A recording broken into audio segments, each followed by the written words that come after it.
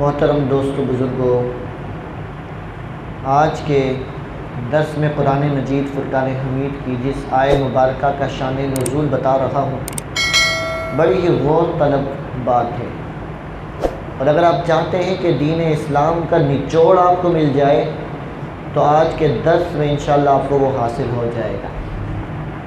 وہ آیہ مبارکہ کیا ہے؟ اللہ رب العزت نے اپنے حبیب مکرم صلی اللہ علیہ وسلم کی شان میں پورا قرآن اتار دیا ہے۔ حضور کی اوپر نازل کردہ اس مبارک کتاب میں اگر کسی مسئلے کو بھی بتایا گیا وہ بھی میرے نبی کی نعت ہے۔ اگر روزے کے مسائل قرآن میں آئے ہیں تو یہ بھی میرے نبی کی شان ہے، لیکن واضح طور پر کچھ آیات ہمارے علماء بیان کرتے ہیں توجہ دلانے کے لیے، انہی میں سے ایک آیہ مبارکہ آپ کے سامنے رکھ رہا ہوں۔ جیسا کہ میں نے عرض کیا تھا کہ نبی پاک صلی اللہ علیہ وسلم کو سب سے زیادہ جلال اس وقت آتا تھا جب کوئی میرے نبی کے علم پاک پہ اعتراض کرتا تھا۔ آئیے ہم آیت کریمہ سنتے ہیں، چنانچہ اس کا پس منظر ذہن میں رکھیے۔ پہلے شان نزول کیا ہے اس آیت کا؟ ایک بار ایسا ہوا کہ، اور اس کا میں حوالہ بھی دیتا چلوں تاکہ جو لوگ مطالعہ کرنا چاہیں وہ مطالعہ کر لیں اور مطمئن بھی ہو جائیں۔ تفسیر مظہری بڑی مشہور و معروف تفسیر ہے۔ اس تفسیر کو لکھنے والے قاضی ثناء اللہ پانی پتی رحمۃ اللہ تعالیٰ علیہ، ہر مکتبہ فکر کے بندے اپنے مدرسے میں یہ تفسیر پڑھاتے ہیں، لائبریری کی زینت بناتے ہیں۔ تفسیر مظہری کے اندر یہ روایت موجود ہے کہ حضرت عبداللہ بن عمر رضی اللہ تعالیٰ عنہما اس بات کو بیان کرتے ہیں کہ منافقین کی جماعت کہیں بیٹھی تھی۔ منافق کون ہے؟ جو رسول اللہ کے سامنے رسول اللہ کا کلمہ پڑھتے تھے پر دل میں بغض اور عناد رکھتے تھے، کافر تھے۔ ایک منافق کہنے لگا کہ قرآن کے قاریوں جیسا پیٹو، جھوٹا اور میدان جنگ میں بزدل میں نے کبھی نہیں دیکھا۔ معاذ اللہ قرآن کے قاریوں کا وہ مذاق اڑا رہا تھا، صحابہ کرام علیہم الرضوان کے خلاف بات کر رہا تھا، دین اسلام کی ہنسی اڑا رہا تھا، ٹھٹھا کر رہا تھا، اور کچھ اشخاص وہ بیٹھے تھے کہ جو ایسی بات تو نہیں کر رہے تھے لیکن اس کی باتوں پہ ہنس رہے تھے۔ تو انہی میں ایک اہل ایمان تشریف فرما تھے، کہنے لگے اچھا پتہ چل گیا تم منافق ہو، رسول اللہ اور ان کے صحابہ کے خلاف باتیں کرتے ہو، میں تمہاری شکایت نبی پاک کی بارگاہ میں لگاؤں گا۔ انہوں نے حضور کی بارگاہ میں آ کر بتایا، یا رسول اللہ یہ لوگ جو ہمارے پیچھے ہمارے ساتھ نمازیں پڑھتے ہیں، آپ کے پیچھے نمازیں پڑھتے ہیں، روزے بھی رکھتے ہیں، قرآن بھی پڑھتے ہیں، جہاد میں بھی جاتے ہیں، یا رسول اللہ وہ تو منافق نکلے۔ نبی پاک صلی اللہ علیہ وسلم کے صحابی حضرت عبداللہ بن عمر بیان کرتے ہیں، ذرا دل کے کانوں سے سنیے گا۔ کچھ لوگ صرف حسن اخلاق اور حسن اخلاق ہی کی بات کرتے ہیں، کہتے ہیں بھئی دین اسلام اخلاق سے پھیلا ہے، میرے نبی کے اخلاق کی بات کرو۔ کوئی غیرت مند عالم دین اگر کوئی غیرت دلانے والی بات کرتا ہے اسے کہتے نہیں اس کو جناب دین کی تبلیغ کرنی نہیں آتی۔ آؤ میرے نبی کریم علیہ السلام کا اخلاق کا ڈھنڈورا پیٹنے والے لوگوں، تمہیں میں دعوت فکر دیتا ہوں، جہاں میرے نبی کا اخلاق بڑا عظیم ہے وہیں میرے نبی نے غیرت دینی بھی ہمیں سکھائی ہے۔ حضرت عبداللہ بن عمر فرماتے ہیں کہ جب وہ منافق حضور کی بارگاہ میں پہنچا اپنی صفائیاں دینے لگا، نہیں یا رسول اللہ ہم تو ٹھٹھا کر رہے تھے، ہم مذاق کر رہے تھے، دل لگی کر رہے تھے۔ صحابی رسول بیان کرتے میں نے اپنی آنکھوں سے دیکھا نبی پاک علیہ السلام اپنی اونٹنی پر سوار تھے اور وہ منافق حضور کے کجاوے کے ساتھ لگا تھا، یہاں تک کہ حضور کی سواری چل پڑی تھی اور وہ پتھروں کے ساتھ گھس رہا تھا، اور اللہ کے نبی فرماتے تھے تم اللہ اور اس کے رسول کے ساتھ مذاق کرتے ہو، بہانے نہ بناؤ، تم کافر ہو چکے ہو۔ اب دیکھیں میرے نبی کا طرز عمل کہ جس نے میرے نبی کے دین کے خلاف بات کی، میرے نبی پاک کی سواری کے ساتھ حضور کے قدموں کے ساتھ لپٹا تھا، میرے نبی نے معاف نہیں کیا اور وہ یوں گھسٹتا رہا زمین پر۔ یہ عمل بھی تو میرے نبی کا ہے نا، اس کو بھی تو بیان کرو نا۔ مطلب یہ ہے کہ ہمیں غیرت دینی کو بیدار کرنا چاہیے۔ اب اسی طرح کی ایک اور میں آیہ کریمہ کا شان نزول سنا دوں اور اس بات کو بھی معتبر تفسیر میں بیان کیا، اور معارج النبوہ بڑی سیرت کی مستند کتاب ہے، اس میں علامہ کاشفی رحمۃ اللہ تعالی نے ایک واقعہ لکھا۔ پھر میں آیہ کریمہ پڑھتا ہوں، اس واقعے کو ذرا سمجھیے گا۔ واقعہ کیا ہے؟ بیان کرتے ہیں کہ بنی قینقاع کا ایک یہودی تھا جو مسلمان ہو گیا، حضور کا کلمہ پڑھ لیا، لیکن اندر سے وہ منافق رہا، اس کے اسلام کا فائدہ نہیں ہوا۔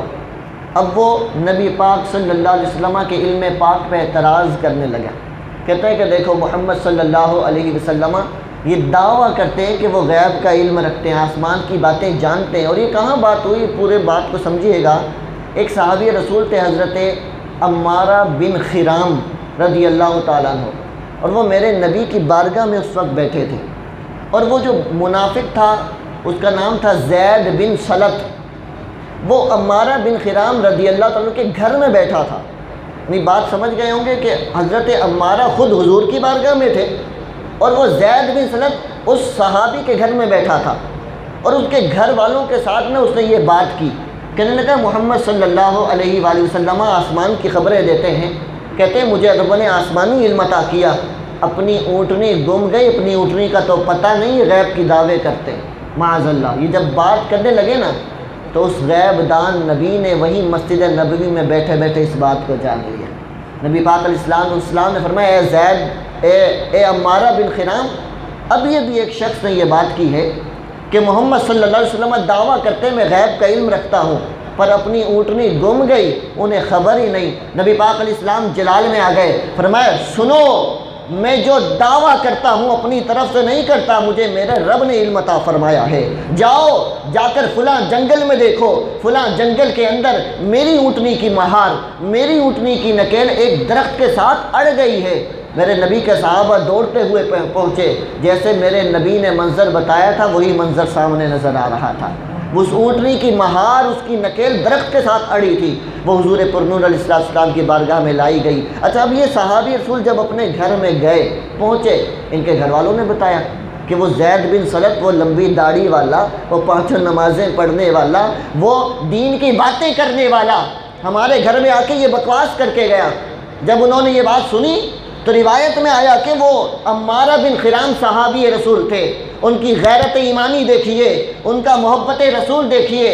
آج وہ لوگ جو اخلاق کا درس دے رہے ہیں انہیں میں یہ بات بتانا چاہتا ہوں، اخلاق اپنی جگہ پہ ہے، لیکن جب بات نبی کی عزت کی آ جائے گی، جب بات نبی کے عشق کی آ جائے گی تو پھر غیرت کا مظاہرہ کرنا پڑتا ہے۔ وہ عمارہ بن خرام صحابی نکلے اپنے گھر سے، اس کے گھر گئے، اس کو گریبان سے پکڑا اور پھر اس کو گھوسا لگایا، اس کو مکے لگائے اور کہا تو نے یہ بکواس کی ہے، اور پھر لوگوں کو مخاطب کر کے کہا اے مسلمانوں، میرے گھر میں اتنی بری بکواس ہوئی، مجھے پتہ ہی نہیں چلا، اور پھر فرمایا آج کے بعد میں اس کے ساتھ نہ بیٹھوں گا نہ بولوں گا، اس کا بائیکاٹ کر دیا۔